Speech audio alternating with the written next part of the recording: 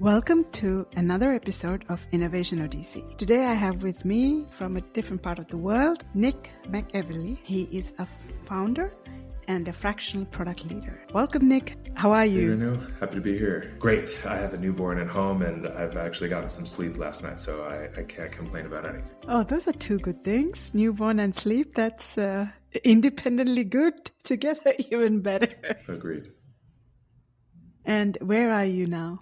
I'm in Mexico City right now, but I'm originally from New York and lived in Chicago for about a decade before this. Very, very different places, huh?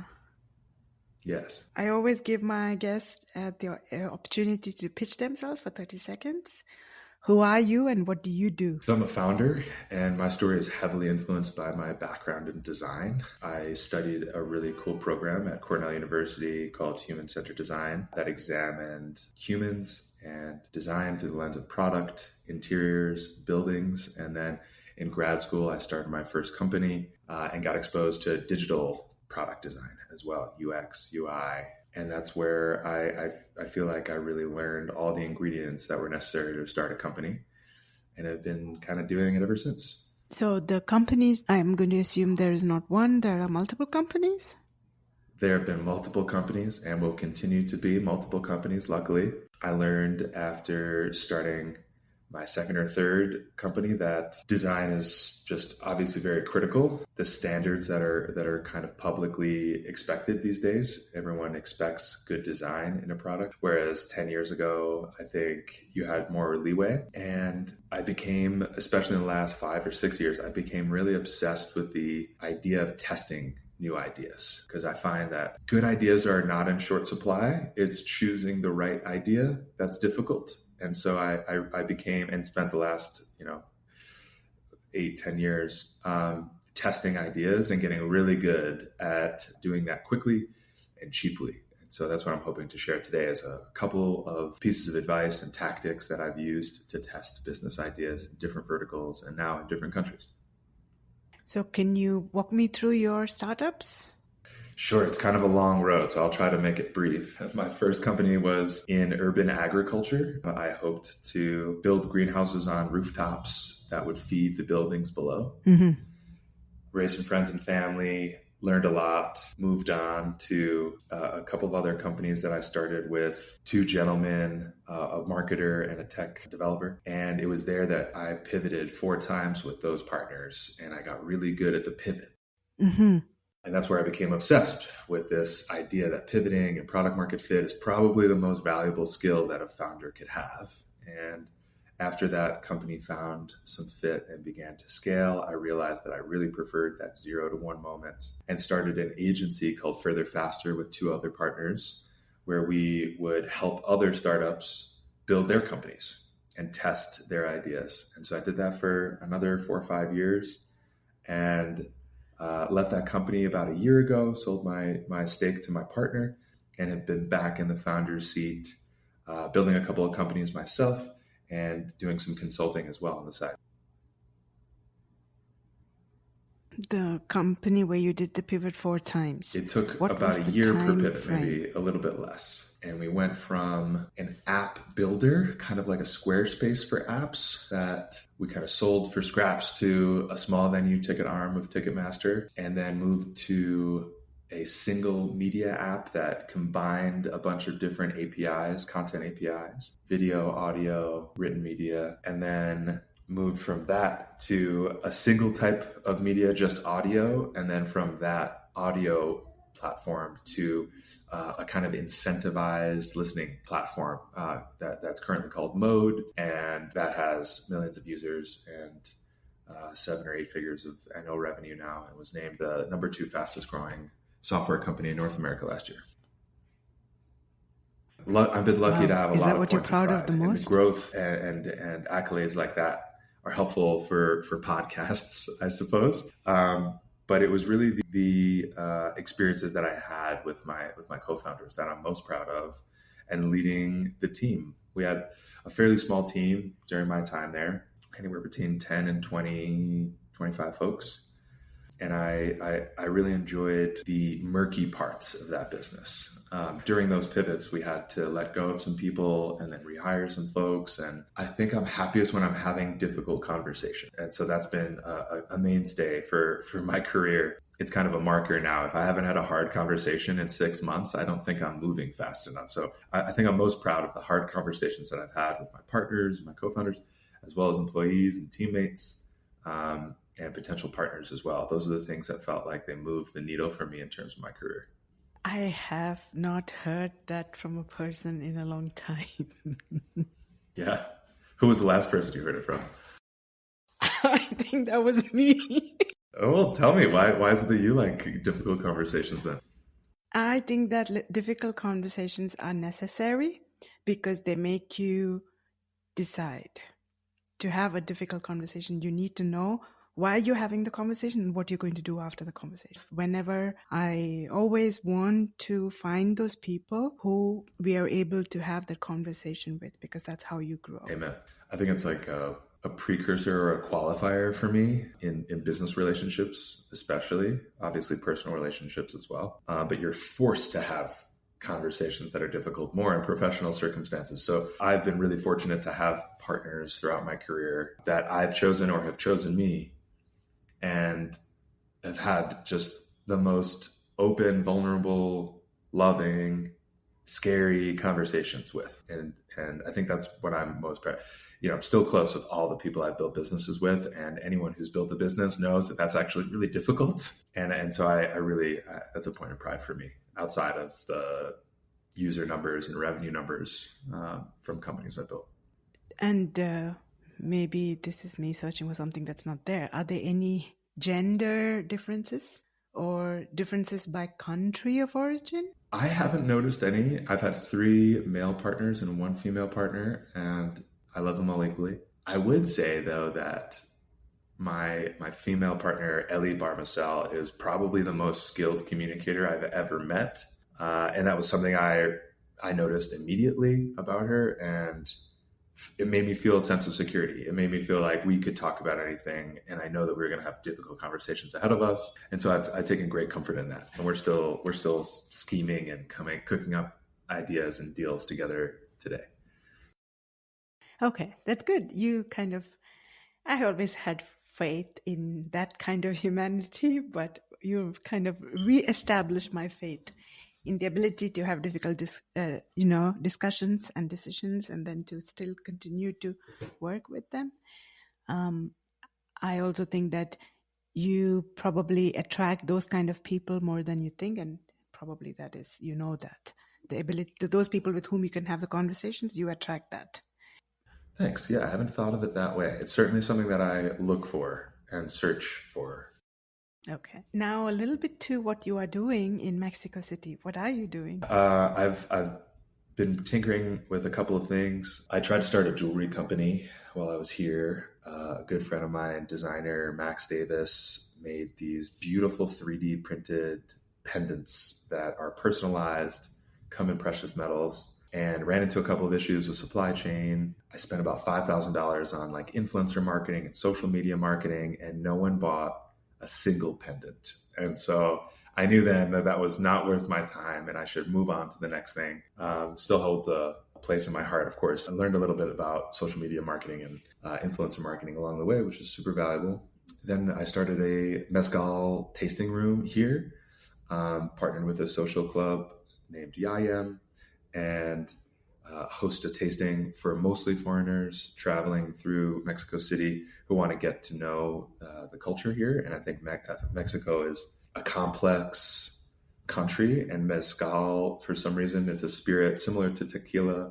Tequila is a form of mezcal. I just want to clarify for anyone who's an aficionado. It's a microcosm of the country. And so I used it kind of as a mechanism or a method to get to know the country better. And I was super blessed to visit palenques and farms out in the countryside and also meet and make some friends in the nightlife scene here in Mexico City. So it served its purpose for me as a hobby, and I was able to set it up as a business to kind of run on its own now. So that's kind of operating in the background, and I'm just starting another CPG company here that I can't talk too much about, but a passion project as well. it's focused on social good and impact through the lens of CPG and kind of capitalism. But I think that there's room for conscious capitalism everywhere. I think that's a very American attitude, potentially being an addict of capitalism personally. I'm excited to see the results and get the product out into the world. It should be next month, actually. So I'll keep you posted. That would be fabulous. Are any of these, the jewelry one and the mezcal one are not products, right? Tech product. They are not. They don't come under that category. No, and none of the projects I'm starting this year are really technology based. I certainly use technology to test them and to determine if there's a market. But no, they're outside of computers, and that was intentional on my part because I really wanted to get out from behind my desk a little bit more and interact with people more than I was. Okay. I mean, my next question was like, do you miss that? I don't. I've spent a decade in software more, and still, the other half of my week is spent talking to customers of technology companies because that's my consulting practice. I'll interview customers, 6 to 10 customers per platform per month, and then synthesize that data into insights that affect and drive strategy in the sales department's marketing strategies, product design. And that's what I love to do, I think. And although I want to get out from behind my desk, that part of the work has kept me there and has always made me really satisfied, luckily. Okay. I also took a look at your website and I liked how the way you positioned yourself. I like it because most entrepreneurs are so multifaceted. And people who try to put us in a box, they don't understand how entrepreneurs work. But that's the world, right? We are a small percentage and everyone else is there. And so you have to speak to the larger percentage. And so how would we had your introduction as leader and a fractional product owner. How is that still your core? Like if I was sitting next to you at a bar and I said, hey, who are you? Is that what you're still going to tell me? I suppose I wouldn't tell you what's on my website if we were sitting together at a bar. I try to make it a little bit more interesting. I think, in a sentence, I would summarize to another entrepreneur that I really love to test new ideas. And that's my skill set, is to test a new concept before you bring it to market to see if it's worth investing in. And when someone puts an idea in front of you, do you have these automatic green/red flags, or are you open? Usually very open, because I don't want to assume that I know the market or the customer. So I always start with questions. Asking good questions is the foundation of any good research program and discovery process. And so I would probably spend a good amount of time thinking about the questions I would ask of those customers, and would obviously do a little bit of competitive analysis and some research on the market landscape. Those are the two places I started. And then once you kind of at least conceptually feel that there is a product market fit, do you lose interest?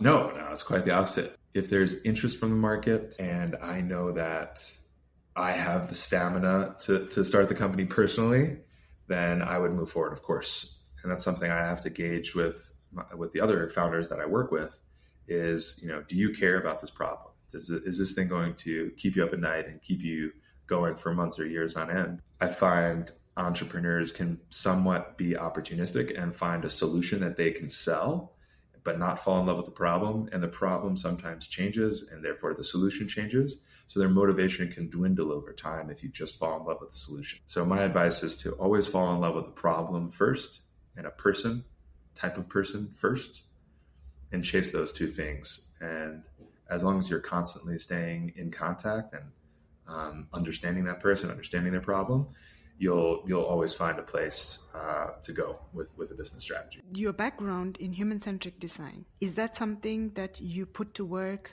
in all the things that you've done? Yes, every day you can put the center, and should put the human at the center of everything.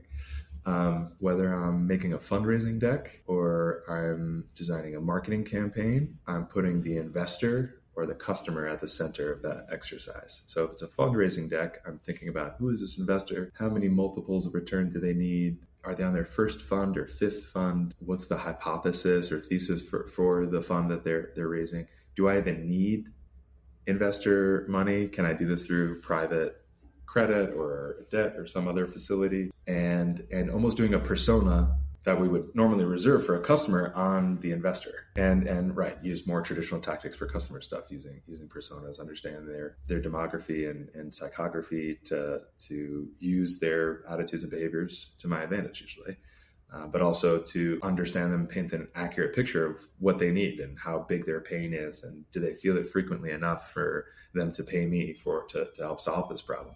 So human-centered design is at the center of everything I do, luckily, and I hope through podcasts like these, I can make the case that they should be at the center of everything all entrepreneurs do, because that's ultimately what we're doing at the end of the day, is solving problems. I mean, if you don't have a good team, you have nothing, right? Well, I guess on that note of human-centric design, what do you think about colors?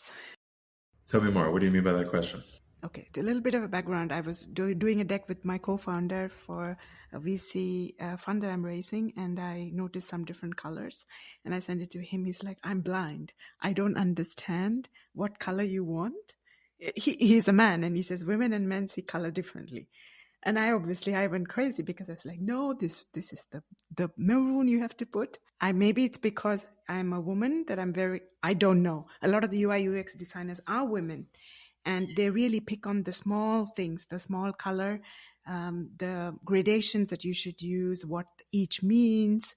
And I don't know whether it's just personality or gender. Is there a module on color? Yes. Color psychology is real.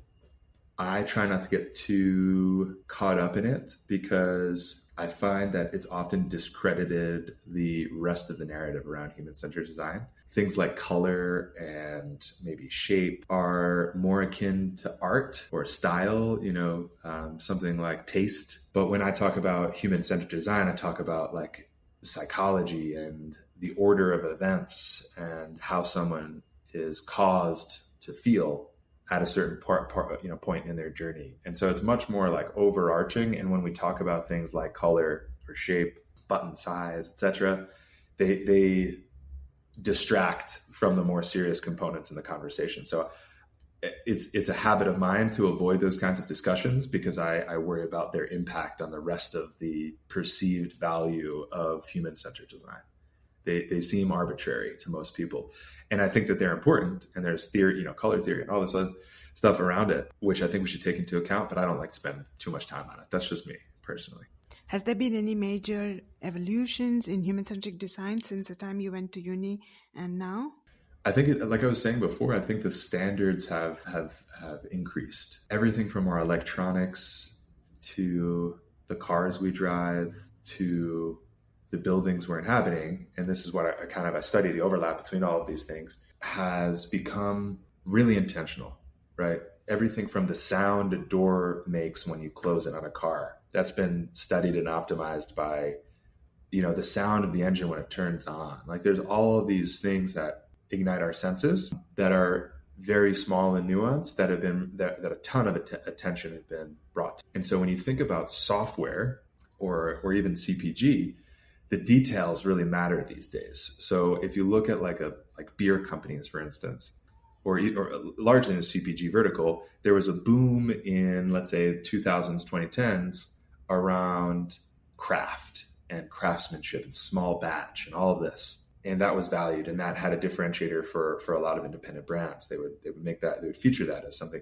But then larger companies, right, people with millions of customers or more, started to hijack those aesthetics. And so craft became kind of vanilla and ubiquitous, and it kind of lost its meaning. And so you have to keep up with these trends and understand what the significance of them is. And I think that that's an important thing for us to take into account as we understand the impact of design on consumption and marketability and merchandising. It's critical for us to start in a place of that makes sense, not just follow the trend. And I think that's that's the way to stay ahead of changes in design and aesthetics. I would also say that there's more executive level design leadership now. There have been a few companies that have really led the way in terms of design. Brian Chesky from Airbnb comes to mind. Scott Belsky from Behance, who's now the VP of product at Adobe.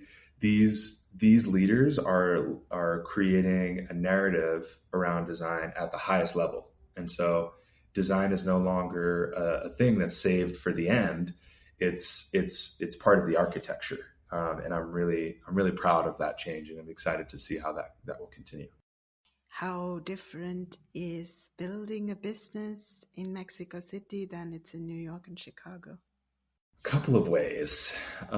It's harder to get private capital here. So loans and banks charge really high interest and will put up a lot of barriers to getting access to that. In the United States, it's very small business friendly in the United States. I'm very grateful for that. Regulations are a little bit higher in the United States than they are here for a couple of different reasons. There's the legal structure, like we have tort cases in the United States, just like kind of small claims issues. And then that's not really that popular here in Mexico. So there's a less insurance mandate because there's less of an issue around getting sued or having legal liability, which allows you to innovate a little bit faster, get things out onto the market with less red tape, which has been great. The middle class in Mexico is growing considerably, but in the United States has been a mainstay for the last 100 years. So I'm excited to see. I think Mexico is going through a really big change socioeconomically that will lead to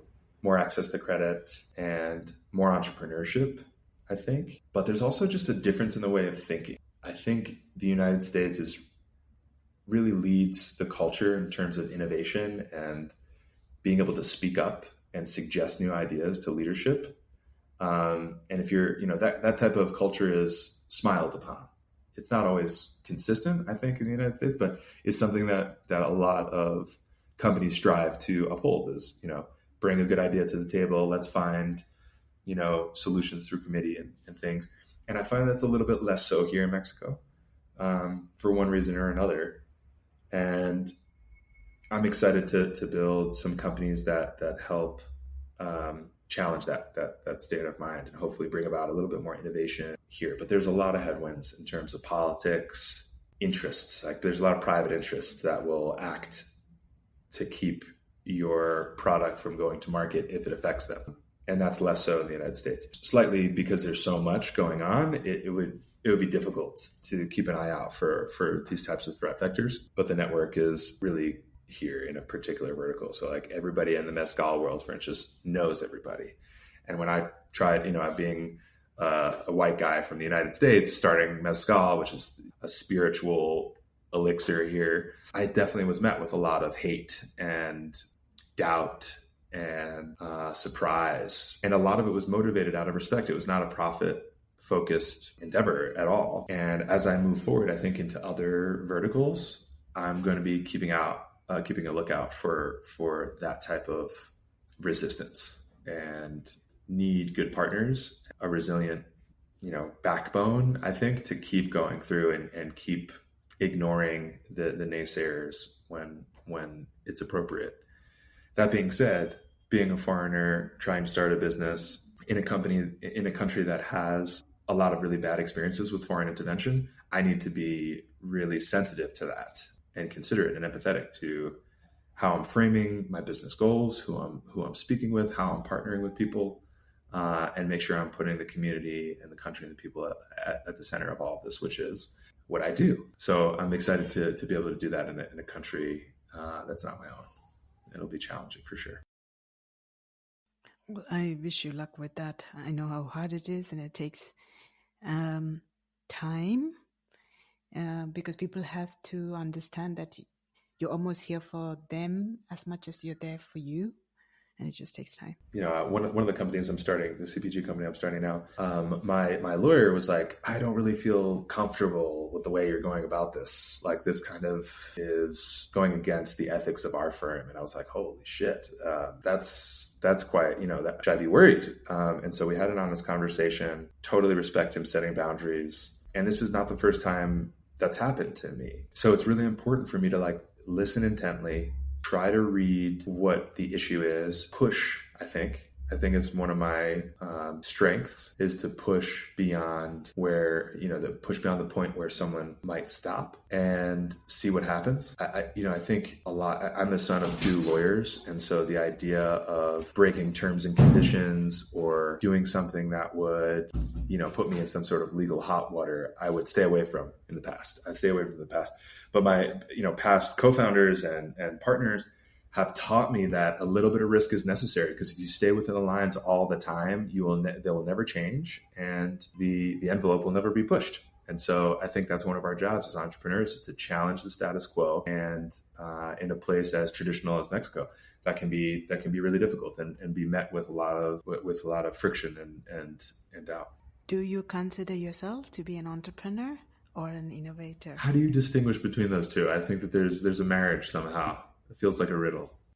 The definition is up to you. I ask this to everyone. It's up to you to determine. Maybe I have a prejudice against the French language, but I hate the word entrepreneur. Why is that? Oh, you have to tell me that. I really don't know. If it sounds so snooty, it sounds so I'm better than you, And I think that really entrepreneurs, the true entrepreneurs, the true leaders, the CEOs, et cetera, that are starting businesses and building them, are working for their employees, are working for their customers. If you're doing this right. And the word entrepreneur sounds like a high echelon of society that just makes a lot of money and doesn't care about anyone else. And I think that that's really, I might be projecting. I was like, I don't think it's not based in any real fact, but that's just my perception of it all. So I prefer founder, I guess, because it sounds like it's down at the bottom. You're at the base. You're creating a foundation for other people to stand on, and I think that's a beautiful thing. But you can't have one without innovation. You have to be innovating. You have to be, changing something, because that's where opportunity lies. And there's no risk that's worth taking without changing the status quo. How impactful, if at all, is AI going to be on the things that you are currently doing now? Very impactful.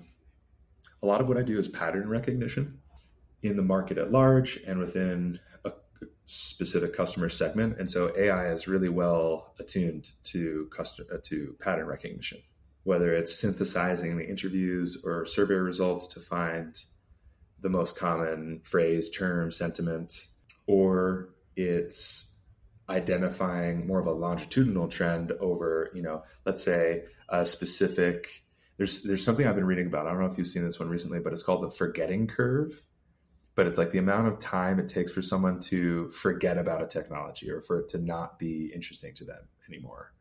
And I witnessed this with cryptocurrency and blockchain technology now twice.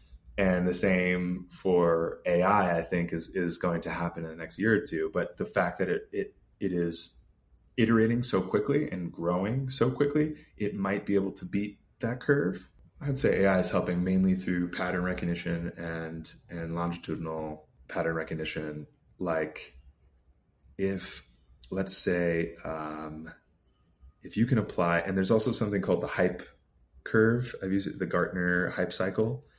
It's very similar in its sentiment to the forgetting curve. I don't know if I'm using the right word there, but I think that's the general idea, that there's a repeating cycle that is limited by the human psyche, our ability to take in new information, hold it for a long time, share that information with others from a social standpoint. And I'm really fascinated about how an AI can look at these curves and compare them across time. So something that happened 100 years ago in a world that is so different than the one we have today can mirror and predict behavior that's happening today or in the next couple of years if we're using the right vectors and kind of creating the model in an intelligent way. And so I'm excited about the potential there. I use it a lot for competitive analysis. I can do a competitive analysis in a day or two where it used to take me a week or two.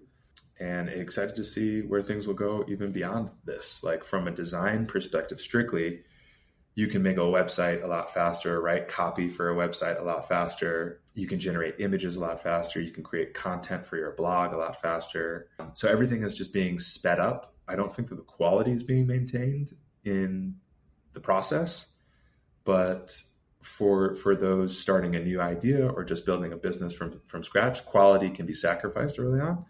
And so I think AI will lead generally to a lot more, I hesitate to say innovation, but more businesses being started. That's a very positive outlook as compared to some of the regular doom and gloom that you read everywhere. Yeah, it's here for us. The people who are most scared of it taking their jobs or their roles are the ones who should be spending the most time understanding it. Wrapping up on that note, what is the outlook for founders like you who have done a lot of things and then decide they want to, transport themselves to a completely different environment and then take on those challenges and build better, sustainable things? What is your personal outlook for that? Oh, it looks great. Countries like India are just growing so fast in the entrepreneurial scene. I've been keeping tabs. Latin America as well. I think the VC model is actually kind of shrinking in the United States, and the attention and opportunity is growing in so much of the rest of the world. I think a lot of it is dependent on the social culture of that space and of those places. I think Mexico City and Bogota, Colombia, are poised to be the capitals of Latin American technology. And I'm very excited about Latin America specifically because it's in such close proximity to the United States, and we have a real relationship between the two countries that is growing and becoming even more close and interdependent. And I hope along the way, the US will take a couple of pages from Mexico's book too, because the lifestyle and the culture in Mexico is so much more vibrant and expressive than the United States. I cannot wait to see what comes from all Latin America, not just Mexico. Thank you very much for your time, Nick. It was great. I always enjoy my podcast episodes. Yeah, you're a lucky person to have not only this audience, but some really interesting people to talk to. Thank you.